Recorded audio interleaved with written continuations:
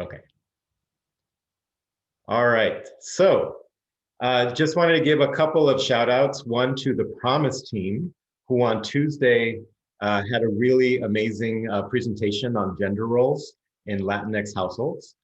So definitely want to give a shout out to the Promise team. They did an amazing job having really necessary dialogue around gender, specifically around gender roles. And also we wanted to time this presentation this afternoon in time for National Coming Out Day, which is being celebrated this coming Sunday, October 11th. And so we wanted to really time this presentation in line with that. So just want to give you a sense of our agenda. Can everybody see that? Can everybody see my screen and hear me? Okay. So our agenda for today, welcome. We're going to do some introductions, and I'll share with you a little bit more about the goals of our sessions. Given that these topics can be very charged and complex, we want to also go over some community guidelines. And then, of course, we can't do justice to this big topic that has so much scholarship and activism behind it. Definitions and examples within the Latinx communities of what we mean by intersectionality. That way we have a working definition. And then we also want to do the main activity that we want to do is inspired by a training we call Safe Zone, which we'll share with you at the end of our session. And so it's focused on identity, which is a key component of intersectionality. And then at the end, we want to share some campus and community resources at the end that can help support us as individuals on this campus and in this community. Okay. All right. So moving forward, again, welcome, bienvenidos. So just really quickly, just want to go around and kind of do introductions. If you can share your pronouns, your role on campus or in the community or both, and what brings you here today. So I see that we have some members of the organizing committee here. If you want to kick us off.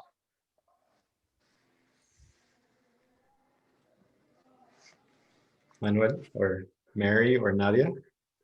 We're all being shy. I can go first. Oh, Olivia, go for it. Hi, everybody. My name's Olivia Cortez Figueroa, and pronouns are she, her, hers, ella. I'm here just to learn and to celebrate Latinx Heritage Month and to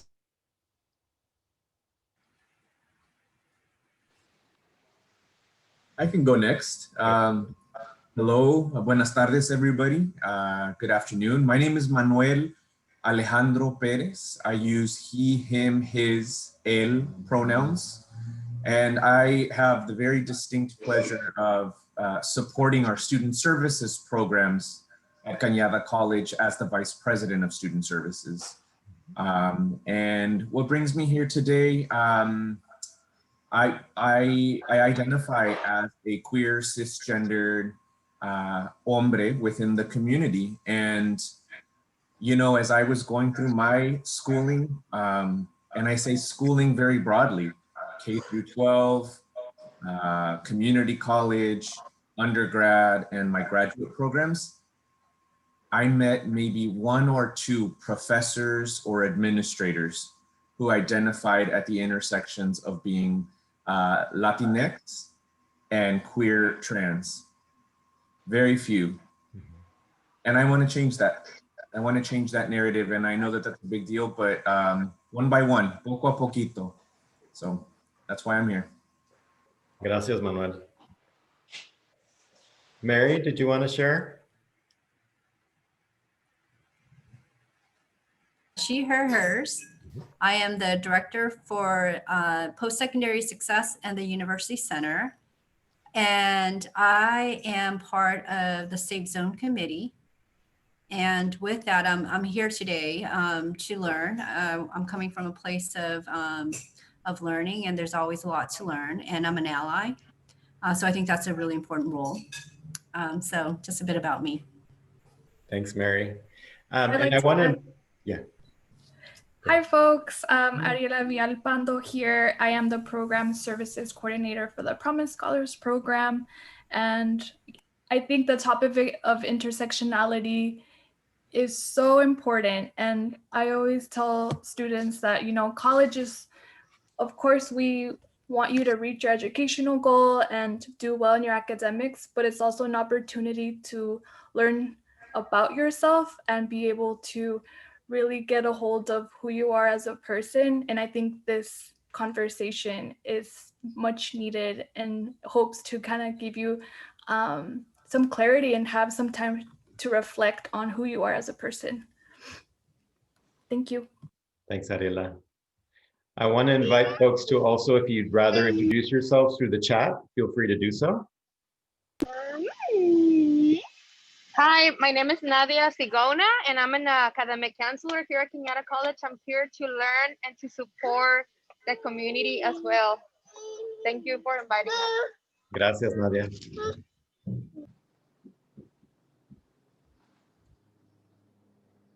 Anyone else?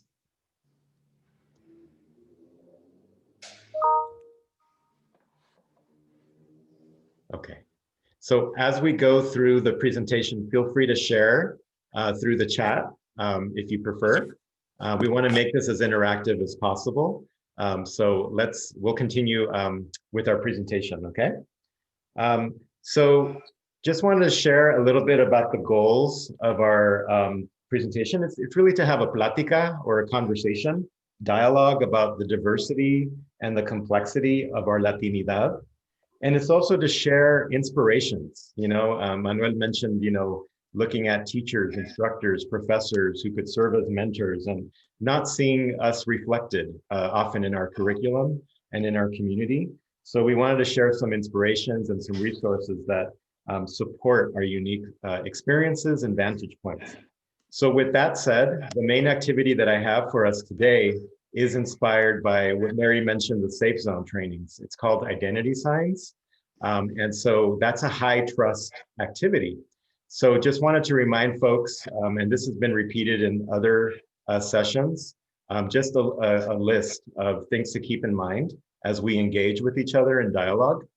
Number one is permission to speak in first draft. So often what that means is, not being afraid to speak up if you say the wrong thing. I know in these conversations, it's often charged, and often we're afraid to speak up because we don't want to say the wrong things. We don't want to offend. No queremos ofender.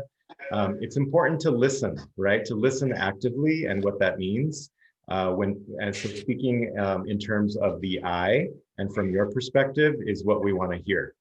You may have heard number 3, step up, step back, about sharing the space. So if you're someone who tends to share and be very vocal, just be mindful of folks who prefer this to basically share the floor, so to speak, right? And for those of you that don't tend to speak up, we want to invite you to share. And again, that's why I want to be mindful of the chat as well, if you prefer to give a comment over the chat, okay? And again, engaging respectfully, especially if there are points where we disagree or may not see eye to eye on certain issues. Again, it's about creating respect. So if I can get a thumbs up reaction, if we agree to these guidelines, and if anybody wants to add any others, feel free, or include it in the chat. Are we good? Give me a thumbs up if we're good.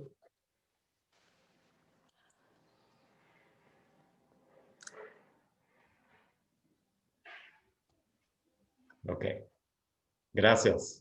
Thank you all. All right. So I wanted to get a sense of what folks know about this big term intersectionality, and what questions folks might have about it. What are you most curious about? Or what are some things that you've learned about the concept? Just wanted to get a sample.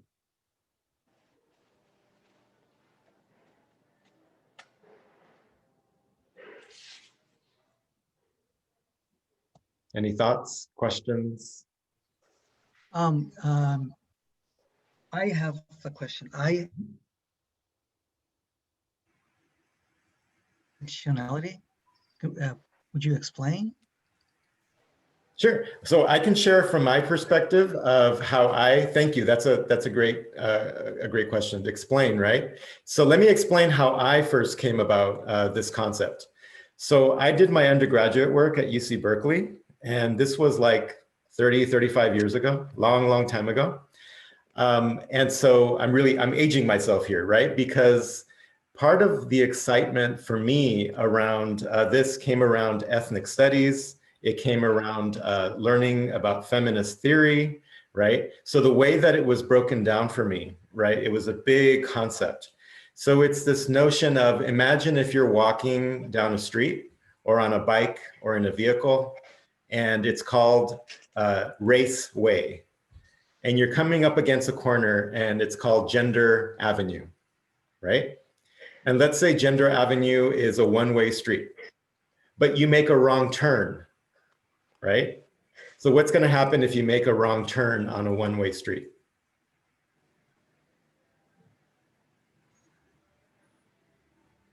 Let's say this truck makes a wrong turn, right? What's going to happen?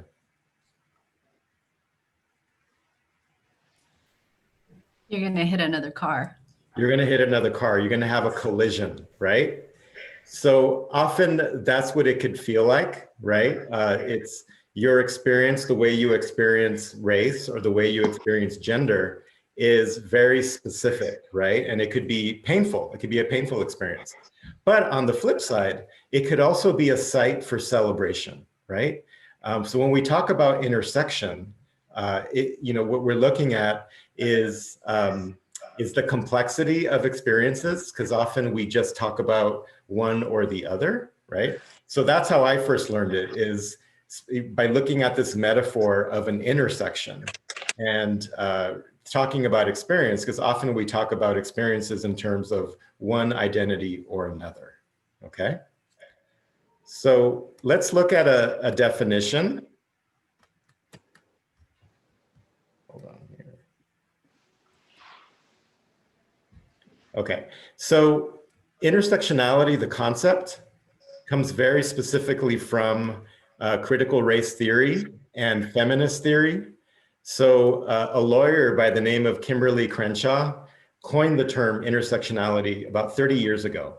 So she was interviewed, right, about this concept, intersectionality, that she coined.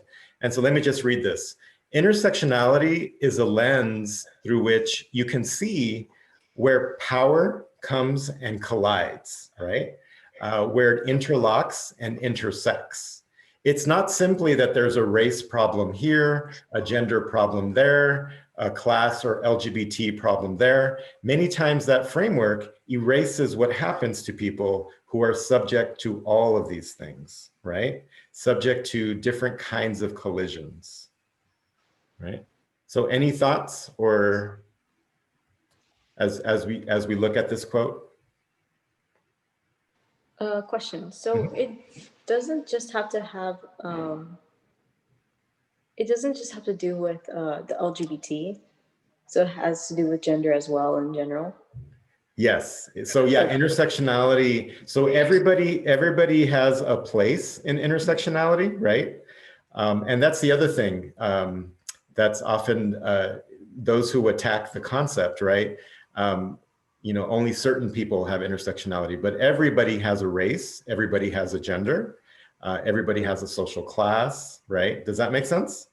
So we're all on this, on different aspects of these identities, right? Does that make sense? Okay, it's a big concept and we're not necessarily going to give justice to it, but maybe by showing examples, right, we could continue kind of discussing this, right? Okay. So in the Latinx cultural context, right, we have a very influential writer and thinker and theorist by the name of Gloria Anzaldúa. Who's heard of Gloria Anzaldúa? Okay, so she wrote a very influential text called Borderlands, La Frontera. And this was around the time that the term, that Kimberly Crenshaw coined the term intersectionality in the late 80s and early 90s. And so again, continuing this, this metaphor, and which is a real lived experience, right? Of being at the crossroads, right? And so this is just a fragment from one of the poemas that she has in the book. So the book is a hybrid, right? It's a hybrid of poesía, of essays that celebrates who we are as a people, and specifically for her lived experience as a woman of color, a Chicana feminist. To survive the borderlands, you must live sin fronteras, be a crossroads. And also notice the way that she mixes English and Spanish, right? As another intersection.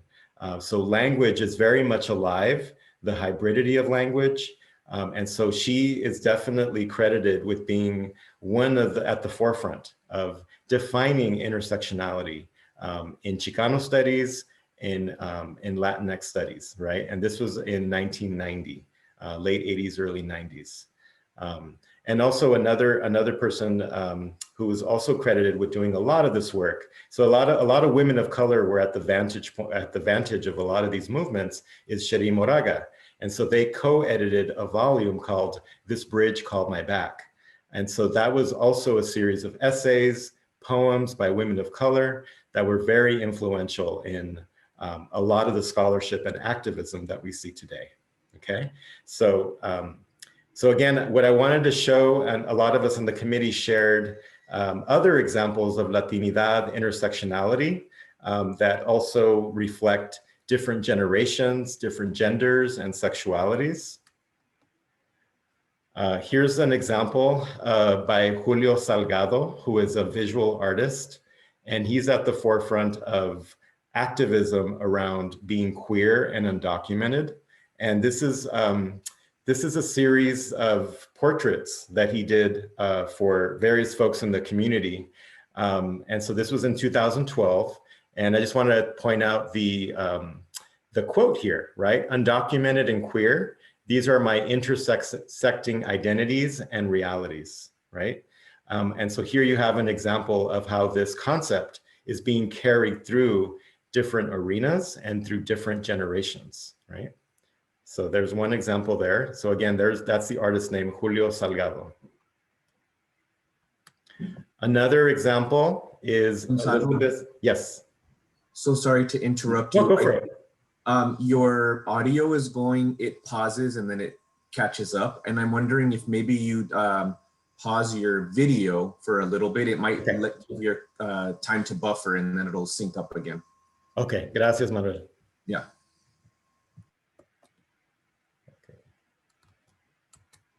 Okay, is that better? Can everyone hear me? Give me a thumbs up if you can hear me. Okay, all right. Just continuing with our examples of Latinx folks at the forefront of intersectionality, we have Elizabeth Acevedo. And she's there on the right showing her, her books. So she is known as a nationally recognized writer. She's Dominicana, Afro-Latinx mujer, who's written, you know, fiction, what we call YA fiction, young adult fiction. Definitely check her out. But I wanted to share with you just a fragment of a poem, and she's also a spoken word artist, so it really comes alive when she reads, but this is just a snippet of her work. She writes, "Our bodies have been bridges. We are the sons and daughters. El destino de mi gente. Black, brown, beautiful. Viviremos para siempre. Afro-Latinos hasta la muerte." Right? And so again, another example of being at the crossroads, being at the intersections of race, gender, cultura, and often what's not acknowledged, right, is the sense of being an Afro-Latino, specifically a Latinx individual. And so often how those experiences are represented. And here's another activista, Bambi Salcedo, trans-Latina activist who's at the forefront of advocating for trans women who are imprisoned, who are detained, who disproportionately experience sexual violence. And so she is someone who, again, is really pushing the boundaries of being at the forefront of intersectionality. And again, here's a quote: "I am a miracle. Yo soy un milagro. I'm not supposed to be here. I'm really not supposed to be here." So, and Manuel, I don't know if you wanted to share a few more details about Bambi and why she's so important. Yeah, so thank you, Gonzalo. So just to add on, there's layers to this. And so I think that as we're talking about these individuals and strong voices in the comunidad, Bambi stands out to me because she speaks so solidly and from corazón, from the heart, about immigration reform, about trans rights and liberation for the trans community, but also speaking on what it is to mix Spanish, Spanglish, English in her advocacy and in her writings and in her messages. All of those don't always line up in the same way. And she speaks very openly about how her transness sometimes is seen first and only. Then she's seen as undocumented or an activist or Mexicana or whatever her ethno-racialized identity is. All of these things, I think, complicate what we're talking about, and they illustrate intersectionality, so that we have multiple voices and lenses that we're always working through, and they impact the way we move through the world. And Bambi Salcedo speaks so openly about them. If we have time towards the end of the presentation, maybe we can show, there's a 1-minute clip of her speaking that truth so that you can hear it for yourself. Gracias, Manuel.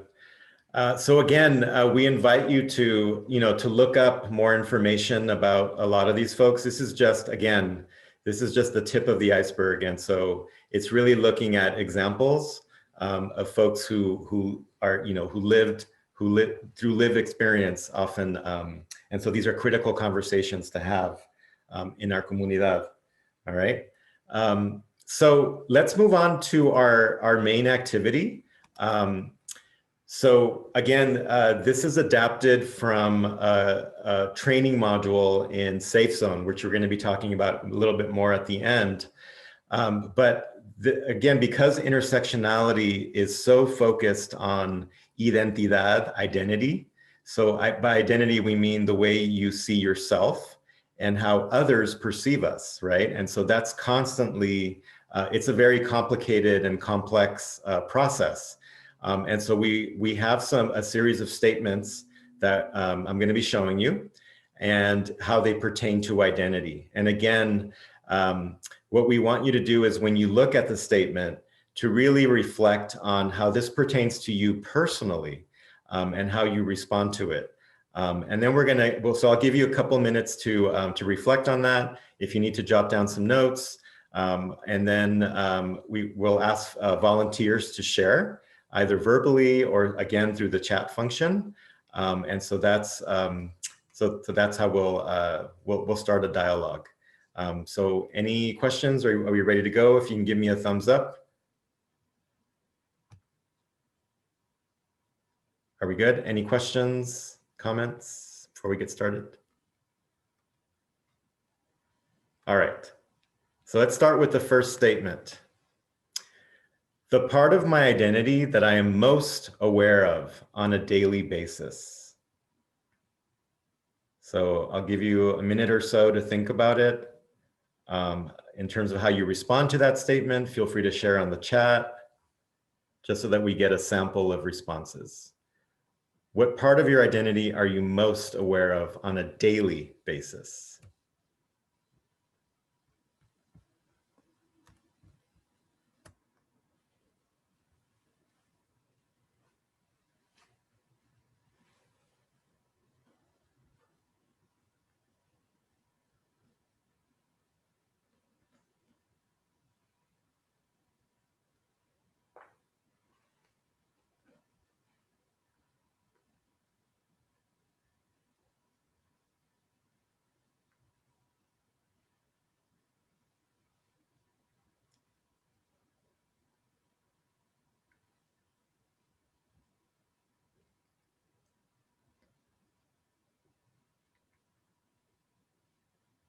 Okay, I'm starting to see some responses as a father.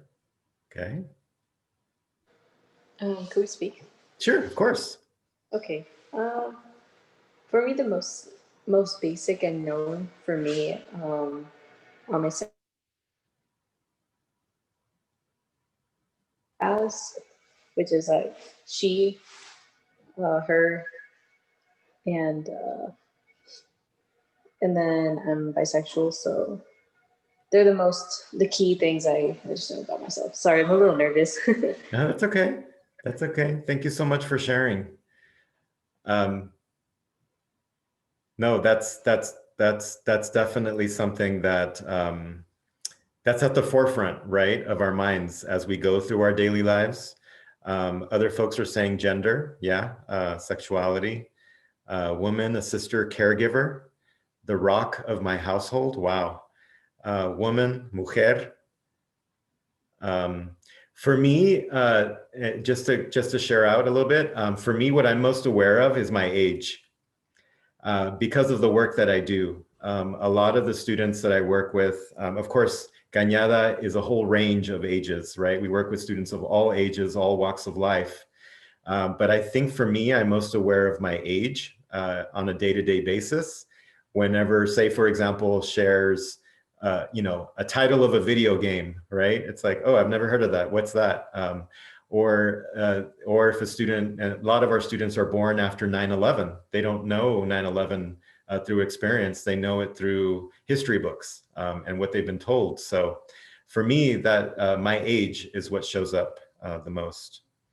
Other folks are sharing being a parent, mother and father, a bold American Palestinian, yeah. Gender, joteria, yes. Yes, definitely at the forefront. So again, this is a part of our identities that we're most aware of, that we experience the most, and that we're reminded of often, right? Okay. Are we ready to move on to the next? Thank you everyone for sharing. Latin American heritage, yes. Okay, next statement.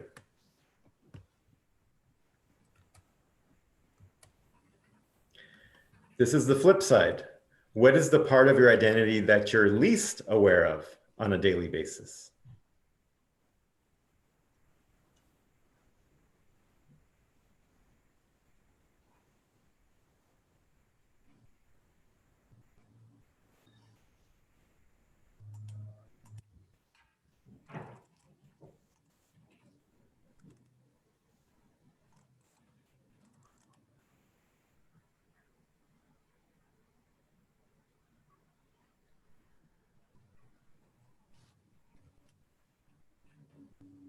Okay, we're seeing some responses around class. Is that specifically social class, I'm assuming?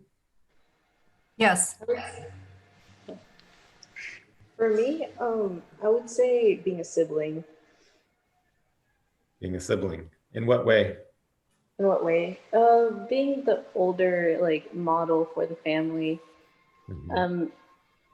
Well, a part of me pays attention to my reputation, but also focuses on who I want to become, not what they want me to become.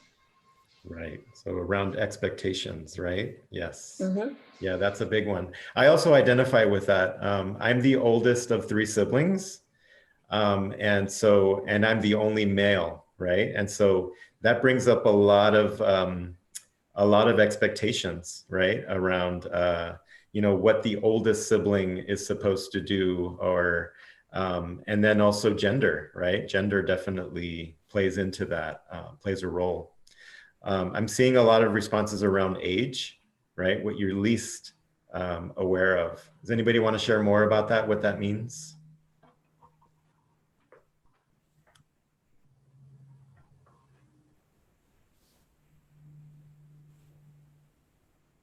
Gonzalo, I have a question. Sure. Is it possible to not have any? I feel like I'm so ultra aware of all of my identities. I don't feel like there is an identity that I'm least aware of. Mm-hmm. Yeah, I don't know if anybody feels like, I feel like on a daily basis, I'm very ultra aware of all of my identities, and I can't even choose which one would be the lesser one. Maybe that's just because I'm anal retentive though. So I'm like ultra aware. Ultra aware, yeah. Gonzalo, this Yes. is Nadia. Yes, hi Nadia. Hi. I said age because when you mentioned age, I was thinking like I never thought about my 40-ish. They starting to have like a clock saying I need to have kids, I need to get married. I never thought about my age as one of my identities. I feel that I'm super young. Maybe I'm not. I don't know. That's great. Thank you, Nadia, for sharing that. Yeah, but it's interesting that age is coming up as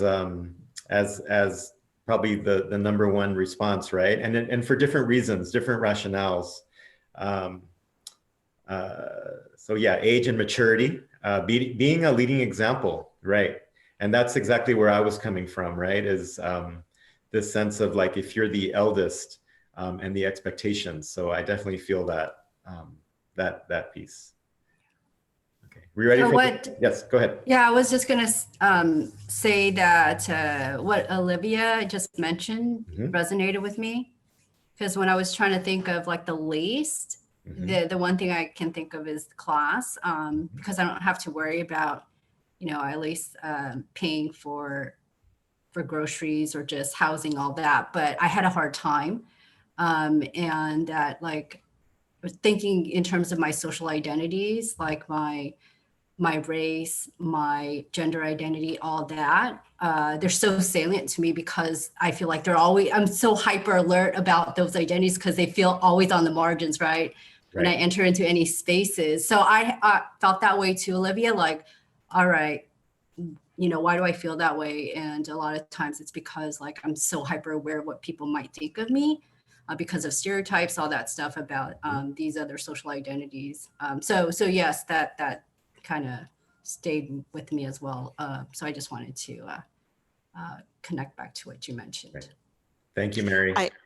Mary, if I can add to that too, I feel that I'm ultra, and I don't know if this is the case for you, but I'm ultra aware of it because I feel like I don't fit into the expectations. When they see me as a certain identity, I feel like people have certain expectations, like Gonzalo was saying. And because I feel I don't fit into those little boxes that they have, that's why I'm so ultra aware because I don't fit into them. At least I don't see myself fitting into them. Yeah, for sure.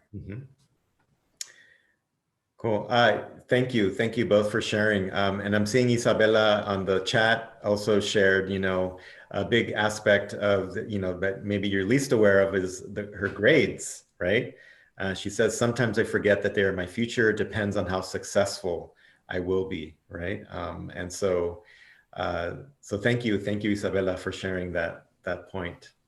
I want to move on to the next statement since we have a series here. So here we go.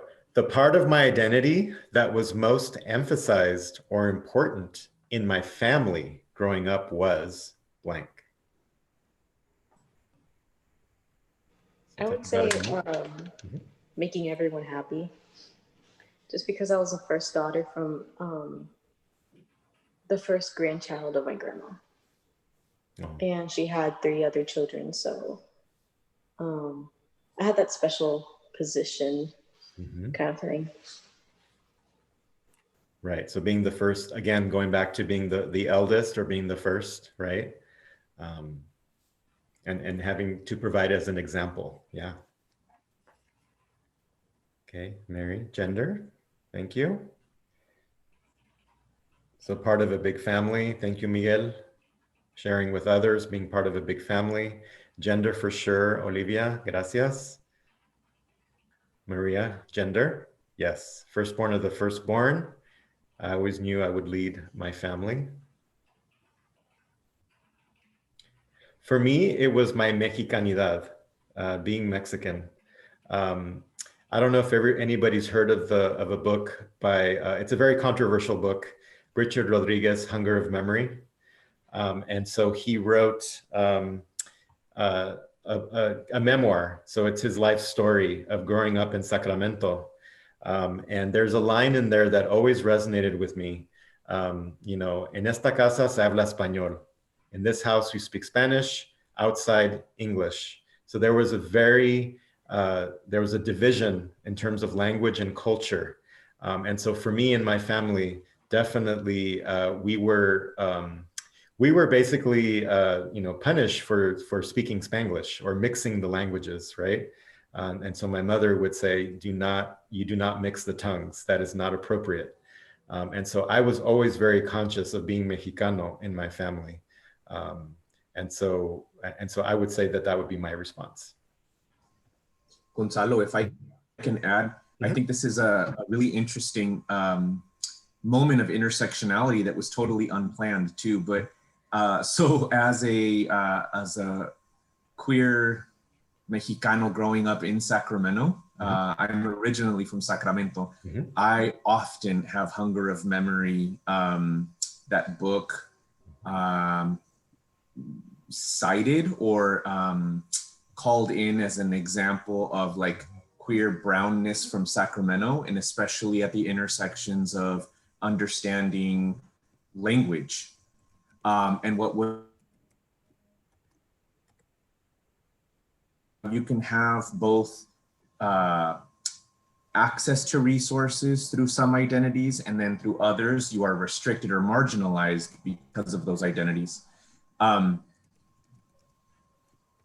I think folks appreciated Hunger of Memory as a certain text and resource for like, it came to inform like bilingual education and reform efforts and the way in which you can do that in a way that sometimes felt like if you didn't agree with that, I don't understand. Right. Why wouldn't you agree with this? You're also brown, you're also queer, you're also from Sacramento, you also grow up in a Spanish-speaking household.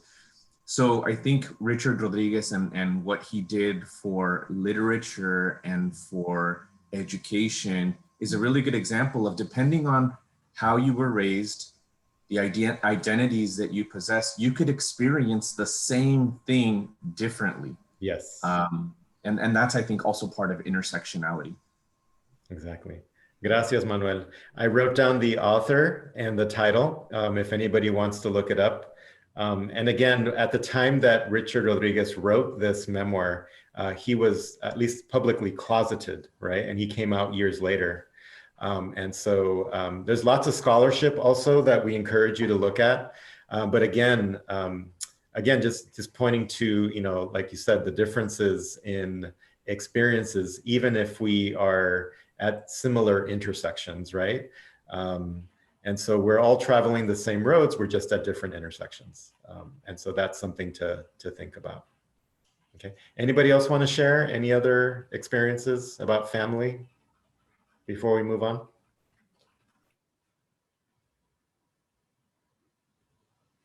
Can I share? Yeah, sure. Hi, my name is Lucy, and I think growing up in a Latina household, I am the eldest of three, and my parents will always say, "Well, tú eres la mayor, you need to help your brother and your sister salir adelante. You're the one that's going to work for them to go to school."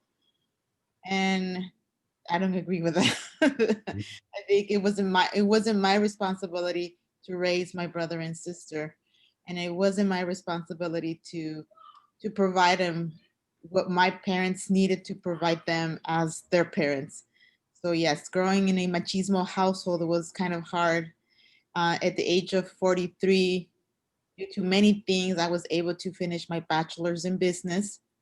My father was a type of father that would say, tú eres mujer, las mujeres no van a la escuela. Women don't go to school. Why do women have to study? I mean, women don't have good jobs. and he was wrong. You know, he was very wrong, and I proved him wrong by going to school and by having a full-time job and by having 3 kids, and it felt very good to just prove him wrong, because nosotros las latinas todo podemos, you know, todo podemos, todo se puede hacer queriendo. Gracias, Lucy, for sharing that experience. Yes, and again, that also resonates with Isabella's comment in the chat, again, around parental expectations, right? And specifically around gender, and how often those expectations are defied, and also, what are the consequences, right? But also, what are the rewards? And I think that's really important to share that. So gracias. Okay, let's move on to our next statement.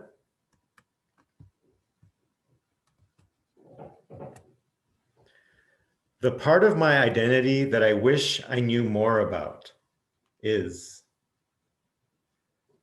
The part of my identity that I wish I knew more about is.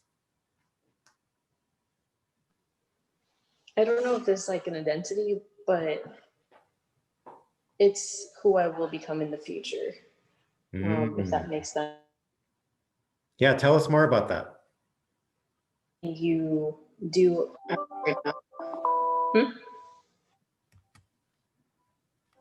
Yeah, if I step or make a decision at any moment, I feel like it'll be a huge game changer to who I will become. So it's almost like your future self, right? And the choices that you make. Or passion. Interesting.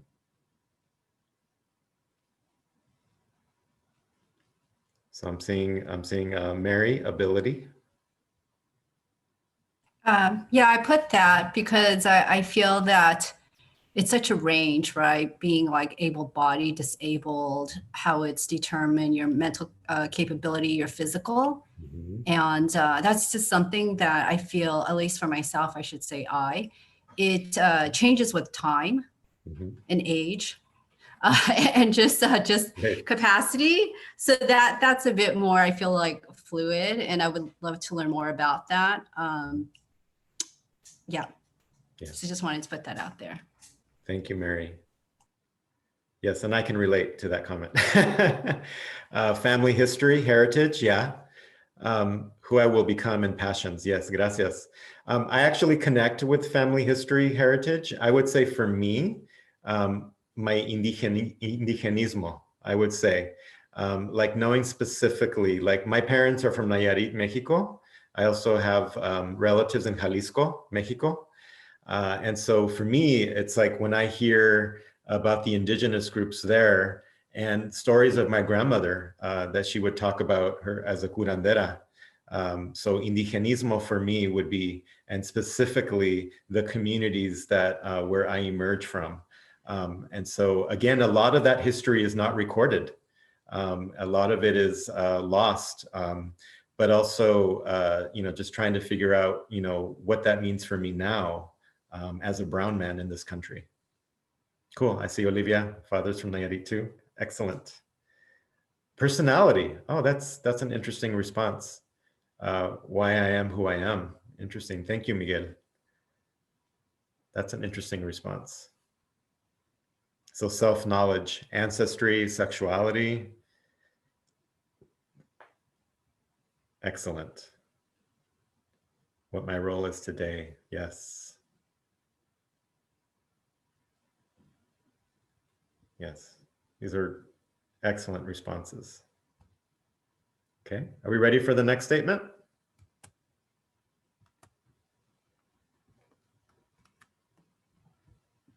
Okay. Let's see here. The part of my identity that makes me feel discriminated against is blank.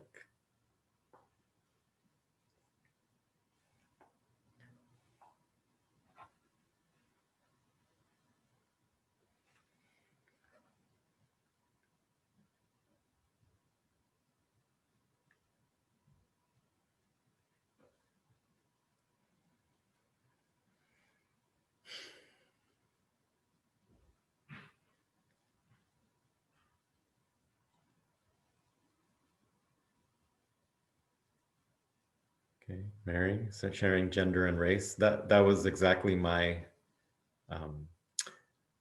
similar to mine. For me, it's race and sexuality. So an example being, as a gay man, I identify as a gay man. If I turn on the TV, will I see examples of gay couples or gay relationships represented in media? And then in terms of my race, again, if we're looking at representation in media, we see very few Latinx folks. So for me, this gets at intersectionality, right? Is you don't quite know where the discrimination comes from, and it's very specific too around race and sexuality for me. I'm seeing similar responses: gender, sexuality, ethnicity. Yes, gang members in media, language, right? As a basis for discrimination.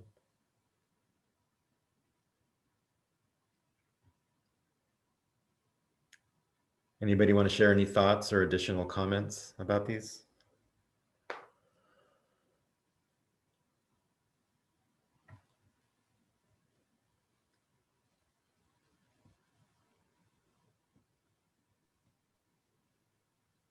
I can share a little bit. Thanks, Olivia. I notice when I go shopping, for example, I'm a makeup junkie, so I tend to wear makeup, but sometimes I don't. Sometimes I just go shopping because I don't feel like putting makeup on. And I can see very clearly how I'm treated differently. I feel like people see me as this short Mexicana who doesn't have a voice. And I almost have to compensate for it. I feel like sometimes. And when I'm wearing makeup, it's like there's a little bit more respect. That might be more of a class issue. If I'm not put together, I get treated very differently. And I just become hyper aware of that. Sometimes I forget about it, but by the way people treat me, or like they'll even bump into me, like they won't move out of the way. And that I think is more of a gender issue, because when I go with my husband, I actually do this. I walk behind him because when he's walking, people move out of the way. He looks like this Latino thug almost. And he kind of uses it to his advantage. He'll wear, I call him his thug jacket. He loves that jacket. It's his hiking jacket, but I think it looks thuggish. And he puts it on when he's rolling at Target or at Lucky's. People move out of the way. And it's so funny because I've literally tried to just see what happens and not move out of the way. People will hit me. They will not move out of the way. So gender is a big one, and being Mexicana is a big one, and class. If you look put together.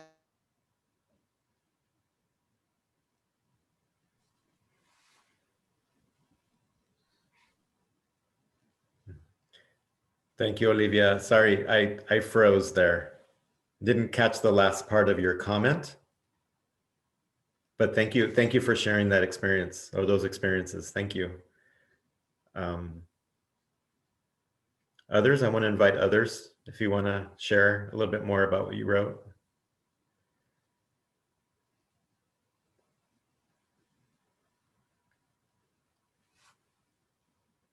We're seeing a comment by Elena. When queer people get representation, it's almost always a cis, skinny white man. There just isn't a lot of diversity.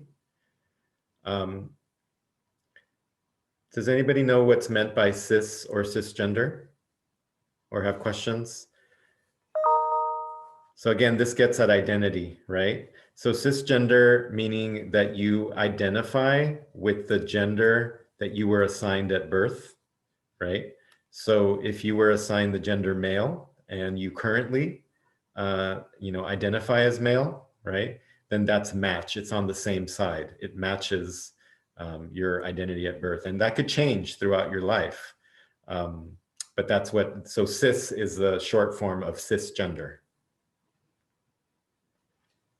but definitely speaking to media representation, right? That there isn't a lot of diversity in terms of queer, even looking at queer images and programming.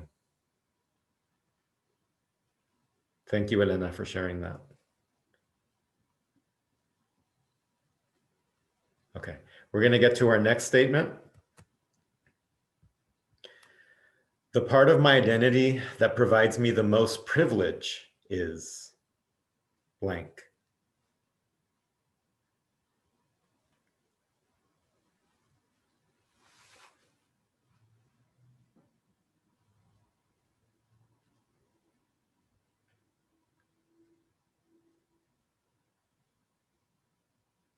Okay, we're seeing class. Thank you, Maria.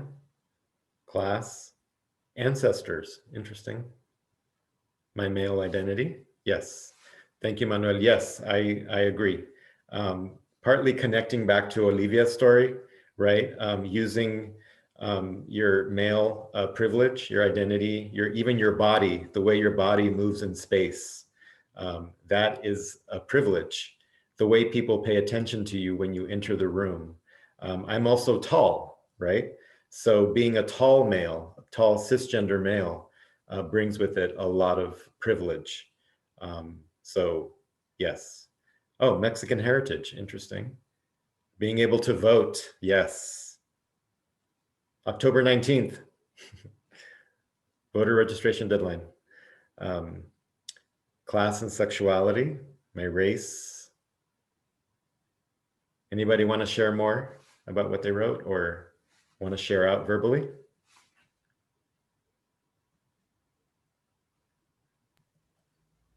For me, it's interesting in the Bay Area as well, and not just in the Bay Area, but in other spaces. I think when you think in California of Latinx, and in many parts of the US, but mostly and especially in California, I think folks default to Mexican. And being in the Bay Area, I think there's an even higher opportunity to be exposed to even more diverse communities within the Latinx community who do not necessarily identify as Mexican or also identify as other communities, other nationalities from Centro America, Sudamerica, El Caribe. And so I think that raises an interesting notion of privilege from within the context of Latinx cultures. And what gets centered, what gets celebrated, what Independence Days get celebrated, what holidays get celebrated in the context of a Latinx identity. Thank you, Manuel. Yeah, and privilege is such a charged word, right? And so part of the issue is that a lot of folks don't recognize their privilege. And so when they act out or things happen, conflict happens, often that's part of the problem, right? Is not seeing our privilege. And that's the definition of privilege, right? Not being able to see the advantages that you have. So it's interesting to see the range of responses around different kinds of identities. And this is what I think is a good example right here of intersectionality, right? Okay, thank you. Okay, and I believe this is the final one.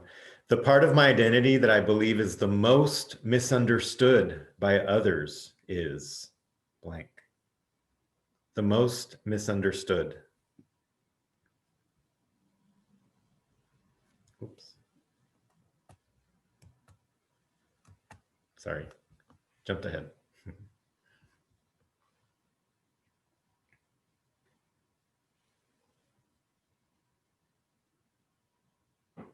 Right, so Isabella is sharing the link between language, culture, and expectations around, right?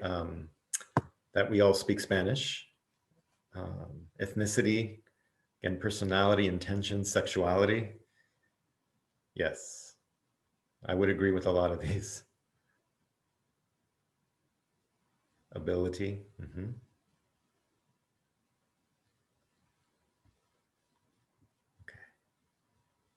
And then we're quickly running out of time. I just wanted to share with you the final statement. The part of my identity that I feel is difficult to discuss with others who identify differently is, which is a slightly different statement, right?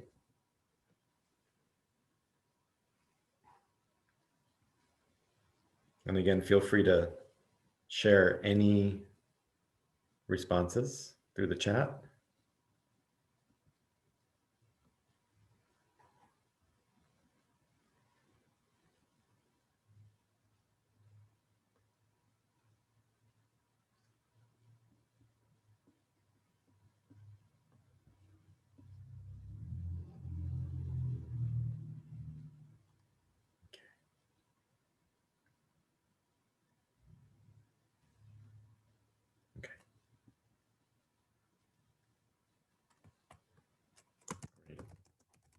Thank you, everyone. Okay, so just wanted to quickly wrap up as we're running out of time here. So again, these are the series of statements that we have in this component of safe training, of Safe Zone. So I wanted to share with you just some resources before you leave today. Get to that. So at the beginning of our session, Mary mentioned Safe Zone trainings. Mary, do you just want to say a couple of words about Safe Zone, what it is? You're on mute.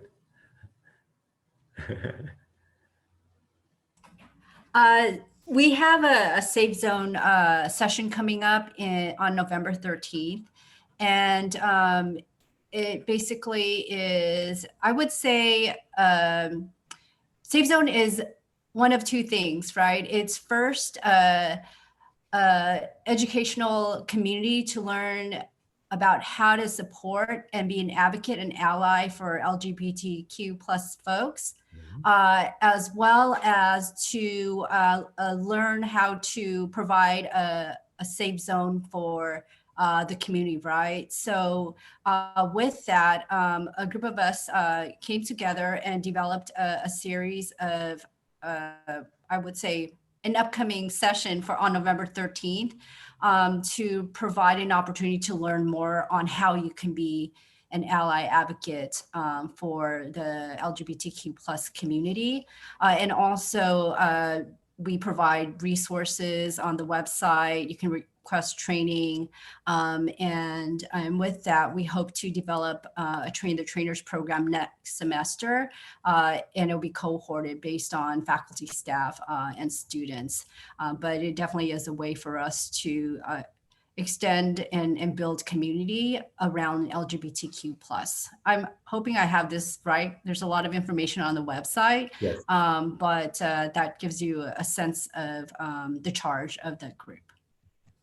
And Thank to you. expand on that group with more folks. Yeah.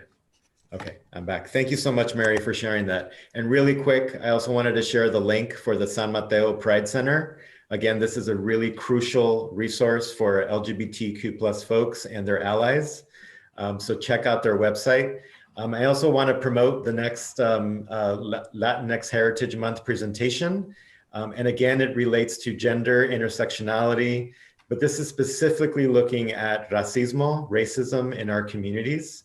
It's called Te Pasas, Explorando Racismo, and that's Monday evening. There is a podcast that's attached to that, so please take a look at that. Again, if you go to Cañada's main website, the full list with Zoom links are on there, so please take advantage, all right? So muchísimas gracias for your participation today. Thank you so much for attending. And again, I'm gonna put my email in the chat here. So that way, in case you wanted to follow up with us, you're welcome to do so.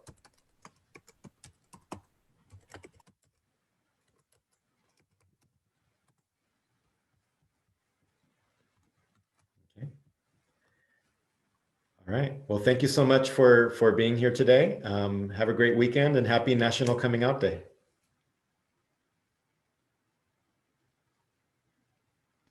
Thank you. Thank you, Nadia. Thank you, everyone. Gracias a todos.